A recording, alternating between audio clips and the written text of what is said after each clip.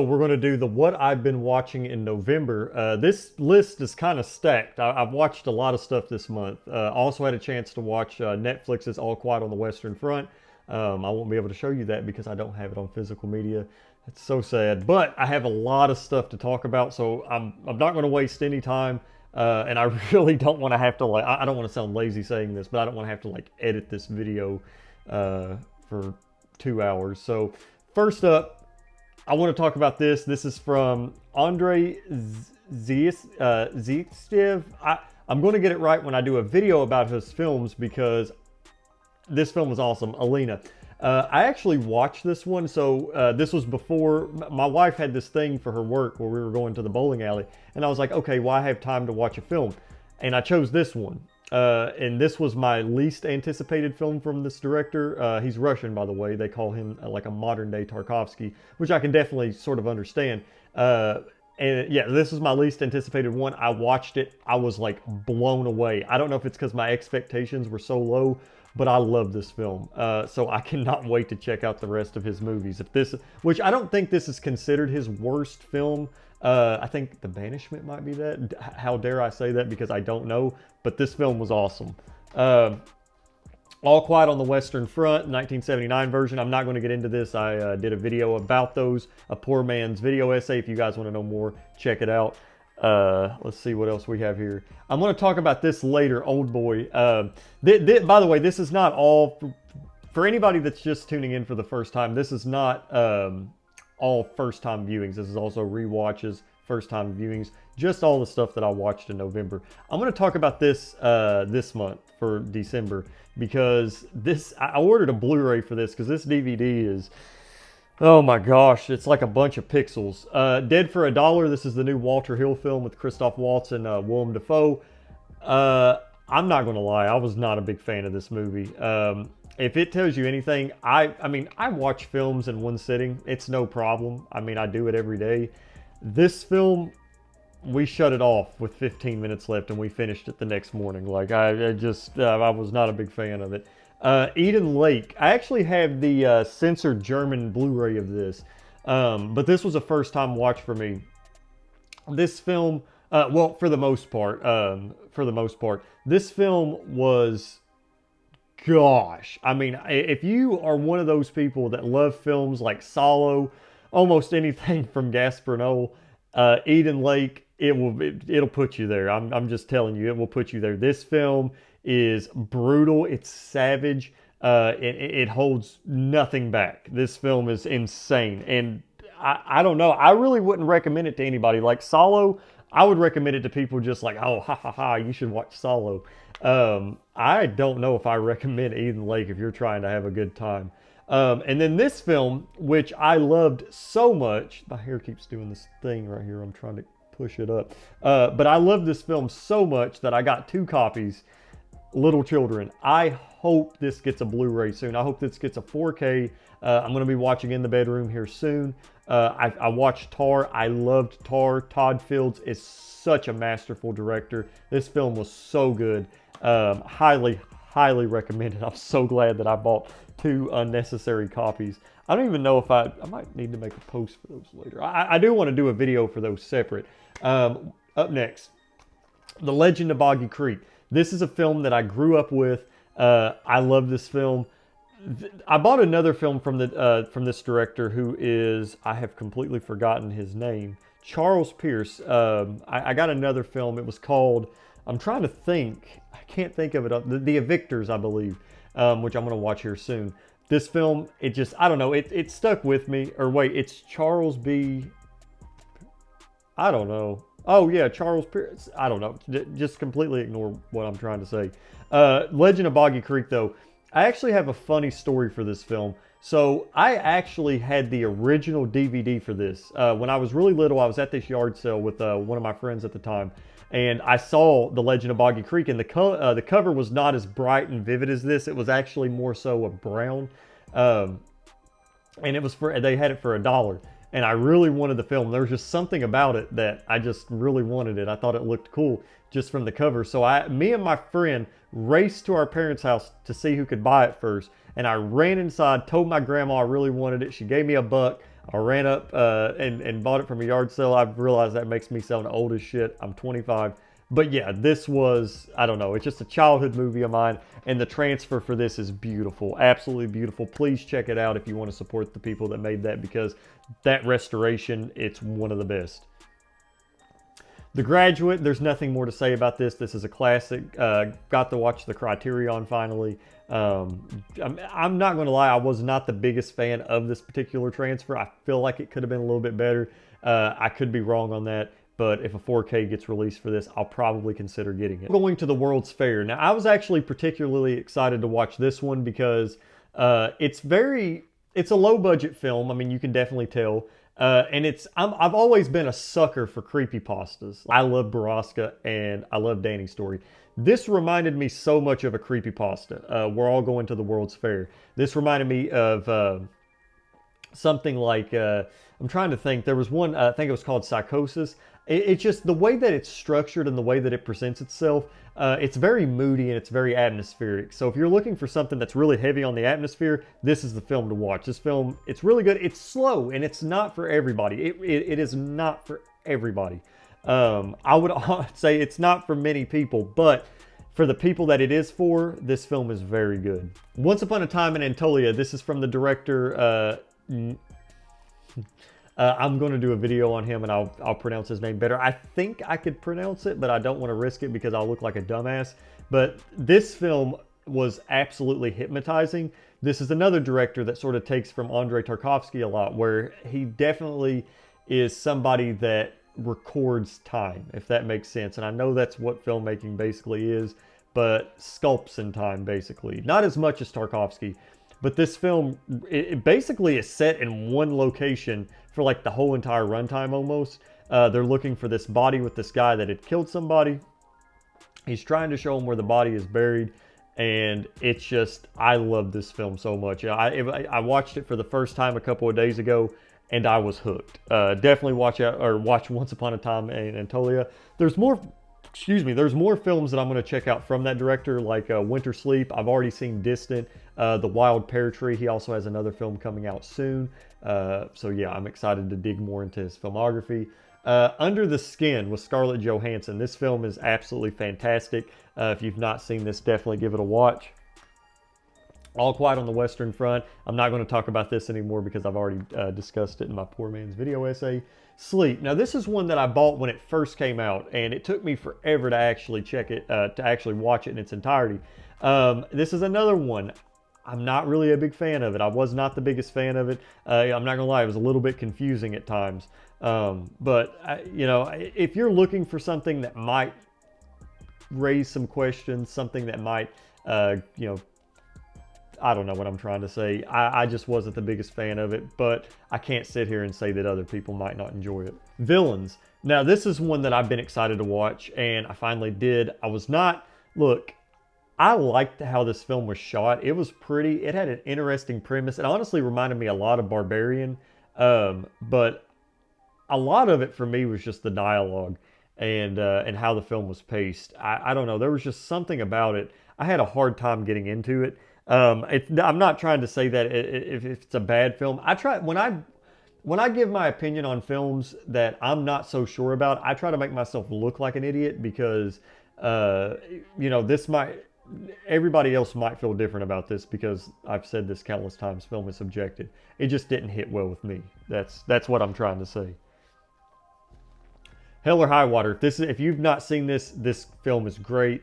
Taylor Sheridan wrote the screenplay for this. If you're not familiar with who that is, Sons of Anarchy. But he also he's wrote a lot of screenplays that are out there. A lot of them are these sort of Midwest Western type films, which I'm not necessarily the biggest fan of. Like, I love a good Western. Modern day Westerns, not so much. But this film does it right. And if you're looking for a good, like, psychological drama thriller, this is definitely one to watch. Reservoir Dogs. I had no intentions on picking this up at first because I'm one of those people where if I like the film enough, I'll get it on 4K. But I'm completely fine with the Blu-ray. I'm actually completely satisfied with the DVD as long as it doesn't suck ass, which is why I'm a really big fan of 4K transfers brought to DVDs because I mean, I don't know what companies do nowadays with DVDs that come out, but golly, they're like horrible. Um, but I, but I had the Blu-ray for this, and this 4K is just absolutely outstanding. This is one of the best 4Ks I think I've ever seen. So I got lucky and got this on Black Friday. Memoria. This is another film that I cannot pronounce the director's name, but I have his entire filmography, and I'll do a video for it, and I'll pronounce his name better when I do that video. This has Tilda Swinton. This is a very slow-paced film. This is one of the more slower-paced films I think I've ever seen, but I loved it. And the ending of this film is so bizarre, so bizarre. I would even recommend people that are not a fan of I'm just getting my words jumbled up today. I would recommend this film to people that are not a fan of these films, just for the ending alone. It's insane. This film actually has a funny story behind it. It was supposed to be a film that had a unlimited theatrical release that was just going to constantly show in a theater or something for the rest of eternity. Obviously now I guess that didn't happen, or maybe it's still going on, but it came out on Blu-ray, which makes me really happy. WALL-E, Criterion. Oh man, this is one of the craziest Criterions ever. It's one of the best Criterions. I really hope that Disney continues to let Criterion release their films, because most of the time when Disney does release a film or a series or a show, it usually is good. I say that in quotes. So I would really like, since Disney has not really been a big supporter of physical media here lately, although Bob Iger is back in the saddle, I don't know. We'll see what happens with that. But I would love for them to release more films on Blu-ray. I just think it would be, especially some of their series like WandaVision. I'm not trying to say that Criterion has to be this label that does that, but for Pixar films, I think it would be a good fit. Death Walks at Midnight. I might actually have a couple of my friends on here one day, and we'll talk about some Giallo films, because one of my favorite things to do, me and my friend Gus, who is an actor, he's somebody that I've been working with. We've been watching Giallo films, and we've had a blast with it. It's a lot of fun, especially when you're hammered. But yeah, Death Walks at Midnight, one of the lesser known Giallo films, but I had fun with this film. But when it comes to other Giallo films that are out there, I don't know. It's not the best one. Sound of Metal. If you've not seen this film, definitely check it out. This film hit hard with me because my mom is actually hearing impaired, basically deaf. I believe she has like 5% hearing in one ear, and then she has to wear a hearing aid in that ear to hear better. And just like Coda, you know, like, it's one of those films, I guess, where you have to relate to it to sort of understand it. I don't really care what anybody says about Coda winning Best Picture and how cheesy it might be, or it's just, Coda really hit with me a lot. It actually pulled at a lot of heartstrings, the same as this film did. And I'm really glad that the Criterion Collection made this film, because I feel like it's very essential. And I love films that do this type of thing. I'm not even mad that Riz Ahmed, I think that's how you pronounce his name. I'm not even mad that he portrayed a deaf person in this film and him not being deaf. I actually think it takes a lot of guts to do something like that, and I'm glad that the subject matter was important enough for him to, you know, want to display it. But Sound of Metal, really good. Brian and Charles. Now, I don't compare a lot of films to Kubrick stuff a lot, because, you know, like, there's, you know, you can say it's Kubrickian or Lynchian or Tarantino-ish or Scorsese-ish, you know, you can say all that stuff.